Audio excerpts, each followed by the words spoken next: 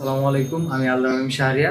Recent আমি আমার ডেনমার্কের স্টুডেন্ট ভিসা পেয়েছি এবং এই পুরো জার্নিতে এডুয়াইস কনসালটেন্সি আমাকে হেল্প করেছে।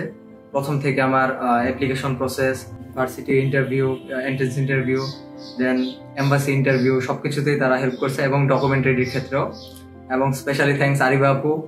আমি যখন আমার ইন্টারভিউ কল আসতেছিল না, এবার অনেক স্টুডেন্ট অ্যাপ্লাই করছে, যে কারণে একটু মিসম্যানেজমেন্ট হয়তো বা হয়ে গেছে।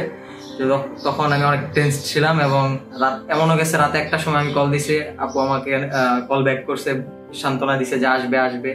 তো পুরো শেষ কথা যে আমি আমার ভিসা পাইছি আলহামদুলিল্লাহ।